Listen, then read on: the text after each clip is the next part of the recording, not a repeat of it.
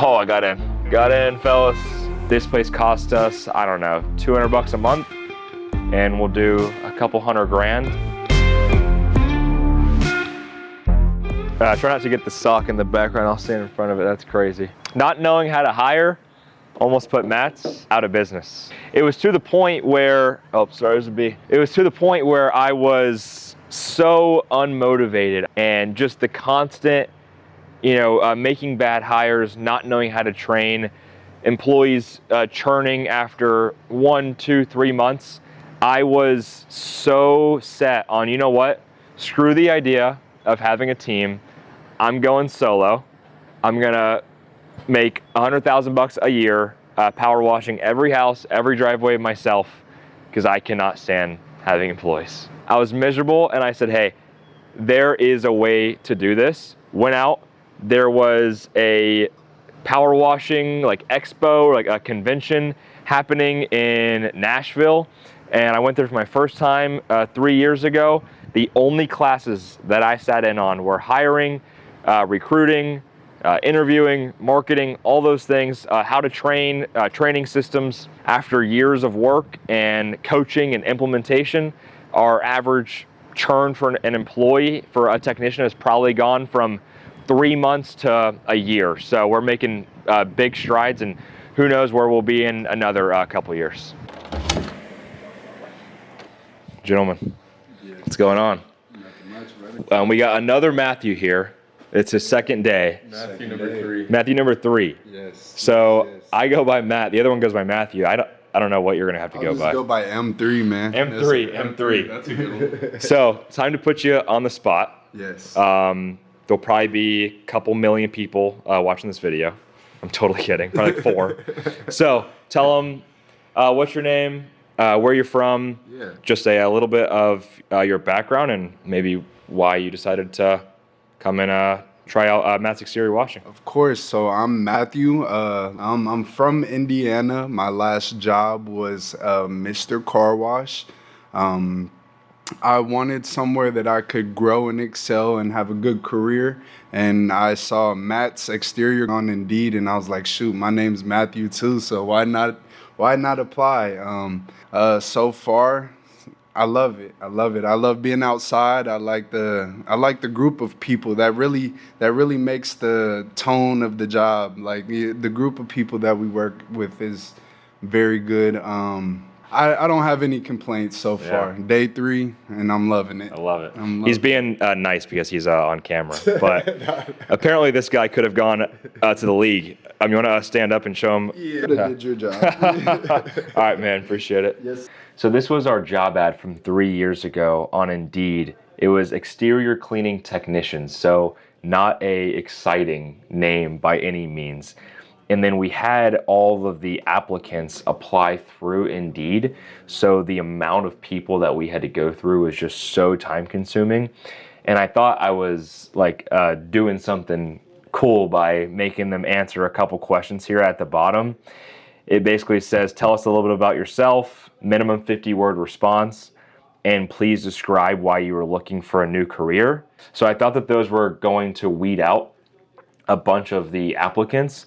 And while it did, it was still just way too many to go through. So what we've done a little bit, and I can break this down more on the whiteboard, but just a couple things that we've kind of switched up, some software that we've added and whatnot. So now for the power washing role, we have multiple going to A/B test different job ads. One that's doing good right now is named Power Wash Warrior. So just something a little fun. We'll also do a pressure washing ninja, just things that are kind of fun and catch your eye. I guess one tip for anybody out there, we put the weekly pay on the job ad. It's just a much bigger number than if you put $20 to $25 on per hour. The much bigger $1,000 to $1,500 a week is much more intriguing. And then what we've done is after the job description, we write how to apply. To apply, text the word apply to this number. And so basically that right there weeds out a ton of applicants because they aren't reading the job description. But now they text the number to apply. We do use Dunzo. And so we set up an automation in there. So when they text apply to that number, they get a text and it's like, hey, thanks so much for your interest. Here's the form. And now the form to apply is much longer. So, it's asking, how'd you hear about us? And just a bunch of different qualifying questions, but something that'll take, probably 10 minutes opposed to 2 minutes. On top of that, at the bottom of the form here, we use a company named HireBus. So at the bottom of this application, we have our good fit assessment. So when you click on this, and this is all through HireBus at this point. So right now we're using the base level of HireBus, which is essentially the good fit assessment and kind of like the pipeline. Everybody has a pipeline for like sales. So like, why not have one for hiring also? So I'll show you all this. So once somebody inputs their information, basically what they're doing here is they are selecting words that apply to them. So there's a long list of words or like phrases, and it's, they're choosing things that they think describes them. And then HireBus, what this is after somebody takes this, they come into our pipeline here, and they have a software where it can grade them based on every single role in a company that you can ever imagine. So if I click on, this one here, we'll probably blur the name out, but you can see it'll give them a different score, 1 through 10 for every single role in a company. So even if they scored poorly for sales, let's say, but they were a super genuine person and they scored great in marketing or for a technician, we could still explore that option. And here, it'll give you different percentiles for every single character trait that you can think of. It'll give you good interview questions to ask them based on the person. So pretty cool there. And then another thing that's really cool is it'll put a exclamation point if they're under a certain time limit. It flags anything under 4 minutes. For us, anything less than 2 minutes is kind of when we automatically decline them. After somebody has got through all this, we just invite them to the interview right off the rip. Saves a bunch of time. We'll invite 8 to 10 people at the interview at one point in time. Say maybe half of them show, so you just eliminated another half right there. And then those are kind of the people that you're looking at. An actual interview in front of a real life audience. How's everybody's day? Good. Good? So who all do we got here? What's your name? Zach. Zach? I'm also Zach. Zach, okay. Levi. Devin, sweet. I try and keep these at 30 minutes max, not to bore anybody. So I'll go through a couple slides here, and then we'll go over a little bit about the company, about our pay structure, and I'll ask y'all 1 to 2 questions each. And then any questions that y'all have for me, I'll take time to answer that at the end. Our vision for this company is to build a multi-location service business, and we are really looking to hire individuals that can start as a technician or a base level position and grow into managers or leaders within this company. Most jobs pay on an hourly pay structure, and we used to pay hourly, and what we saw was just kind of people that weren't super motivated and were getting discouraged because of their coworkers. So I always say, hey, if we've got 2 technicians, let's say that we've got John and we've got Andrew. Okay, John has 3 jobs on his schedule, goes out there, super efficient, he has great quality, gets back to the shop at 2 p.m., let's say. Then we've got Andrew on the other hand, who those same 3 jobs takes him until 7 p.m. because he stopped at the gas station 3 times and smoked a pack of cigarettes along the way. Why should Andrew make more money than John? Because it took him longer, right? Doesn't make a lot of sense, and that's how a lot of jobs are these days, right? So we want to pay based on performance, essentially. If anybody has any questions between now and when I hit them up, let me know. Everybody good? All right, thank you, gentlemen. Probably the last video that y'all saw was when we forgot the siphon pump, and if you want to know how much of a dog Hayden is, I told you that we were gonna make the new checklist, and what do you see on here now?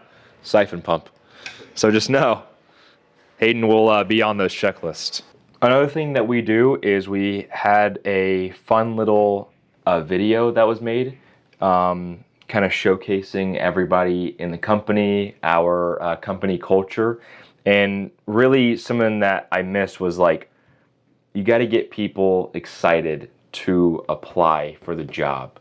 So generally speaking, applying to be a power washing technician doesn't sound like butterflies and rainbows. You're going to have mud on you. You're working with chemicals. You're working in the hot, the cold, etc. It's not the most fun job in the world.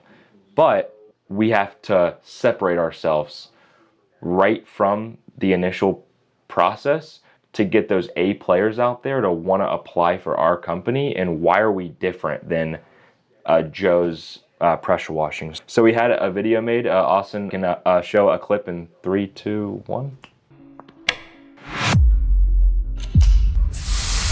Am I centered on there? Wow, this is way harder than I thought. I feel like I'm back in the musical theater days. What makes me proud to tell people that I'm with Matt's Exterior Washing is when I mention that I'm with the company and they say, oh yeah, I've seen y'all before. I like the idea of being outside, having my own work schedule. And so something that we also do is we treat hiring as a marketing, if that makes sense. We spend so much time and money constantly marketing to our like outbound customers, which would be like our clients, our homeowners, etc., for somebody that can make us $1,000, right? But we spend so little time hiring and marketing to our internal customers, which is our employees. And this is somebody where a rock star A player technician can generate $300,000 in a year compared to $1,000. But instead of just having things on Indeed, also posting meta ads. So we've got that video as a meta ad. We have got little graphics that Hayden helped me make on Canva, where it's just kind of a picture of our team, some perks, some more graphics there. So trying to get better, again, treating hiring as another source of marketing. Like it should be a line item in, your budget sheet. A hiring slash, recruiting. I can see here on HireBus, in the last 30 days, we've had 201 applications come in to the system. This is kind of a wild guess, but if we were just running the people to come through Indeed, I can promise you that would have been 1,000 plus pretty easily. Out of the 201 through HireBus, we've declined 183.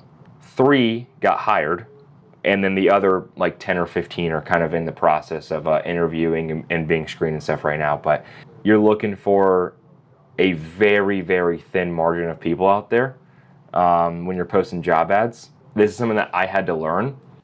So you gotta have your systems in order and be quick as possible to go ahead and lock up those A players. So if y'all can read my bad handwriting mixed with some markers that were going out on me, I did kind of our old hiring funnel versus the new hiring funnel.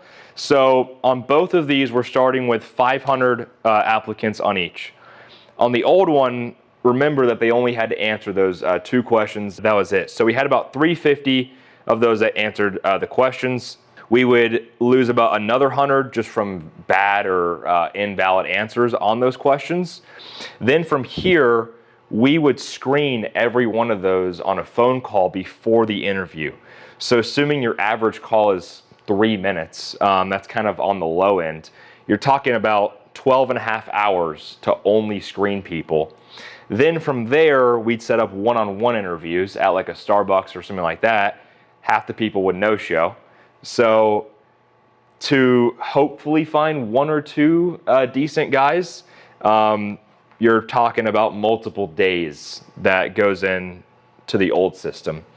With the new system, those same 500 applicants, Now we're dropping down to 250 because the application was harder to fill out and much longer.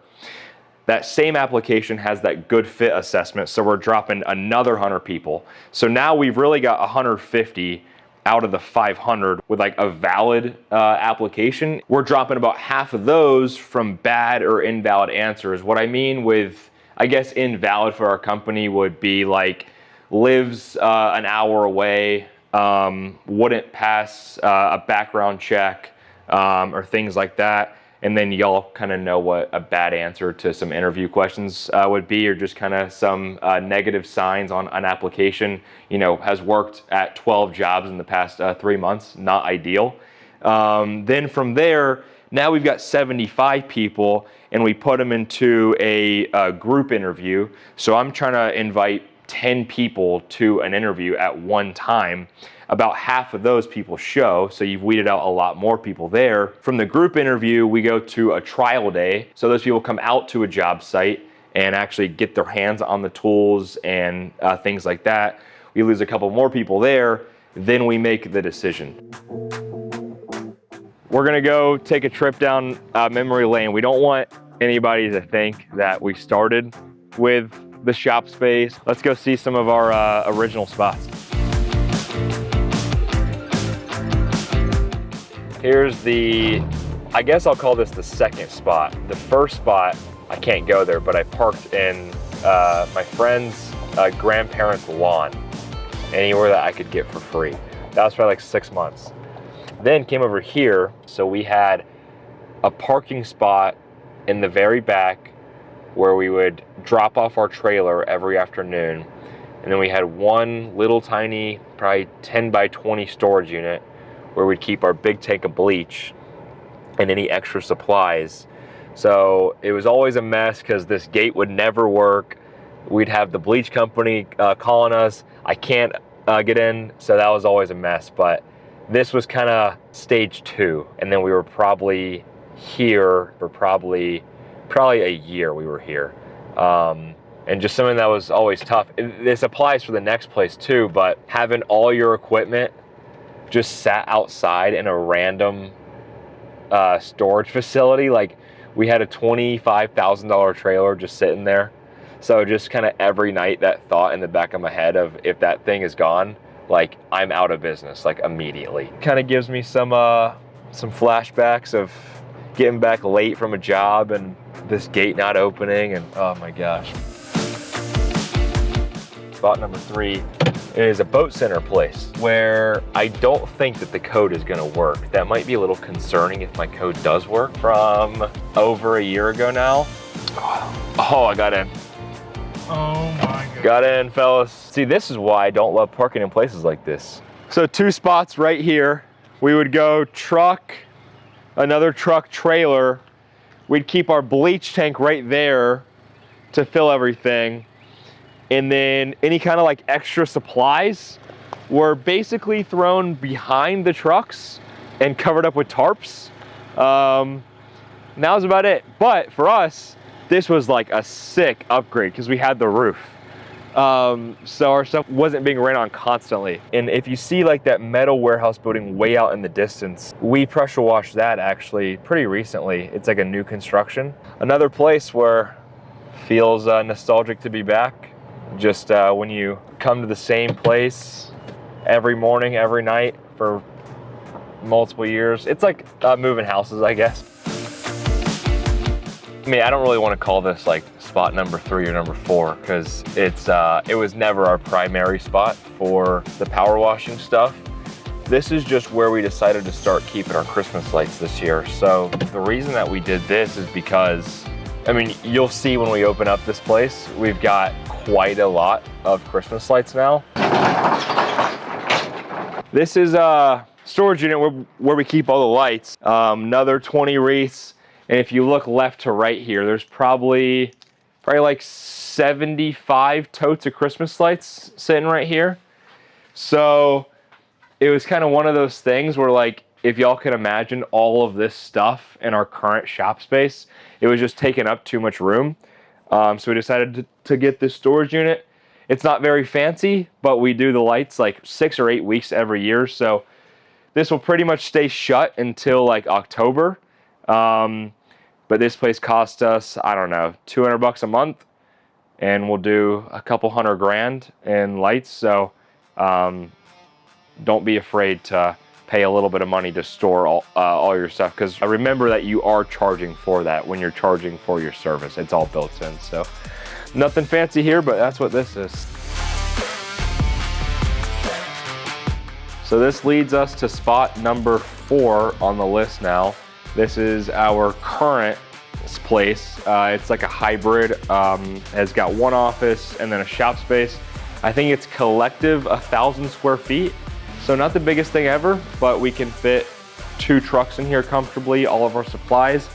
It's a mess right now, so please don't judge us for the mess. But we've got some extra supplies here, all of our safety gear.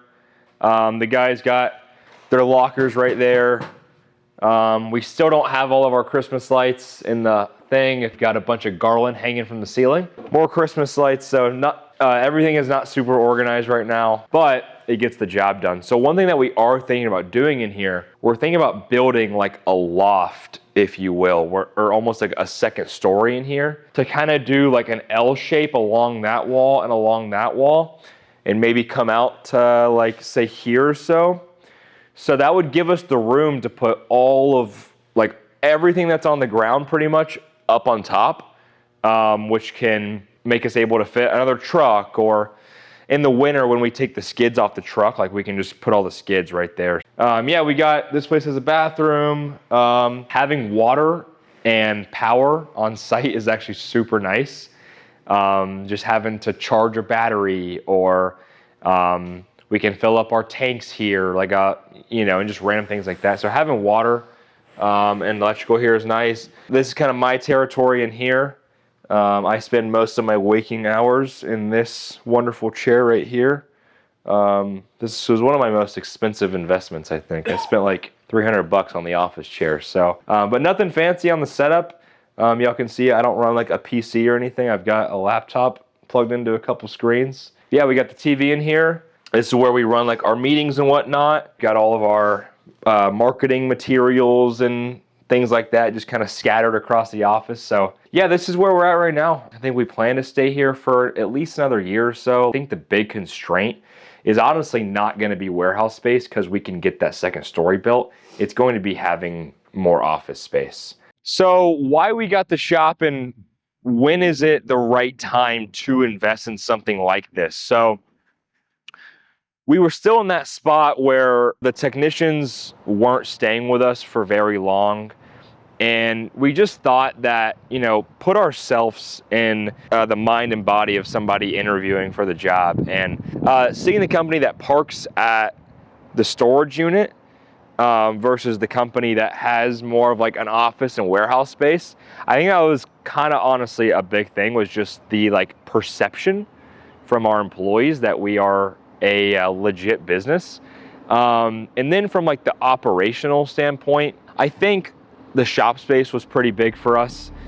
In the winter time, being able to take all the equipment, put it inside where we can heat the area and not letting our equipment freeze has been super nice. Me having a spot where I can kind of work in peace and quiet. I love to work from home, but when the dogs are barking all day and things like that, it's hard to get anything done. So we signed our lease here in January of 25. So we've been here for about a year and some change, a year and 3 months at this point. So yeah, that's the kind of the story behind this, and we love it.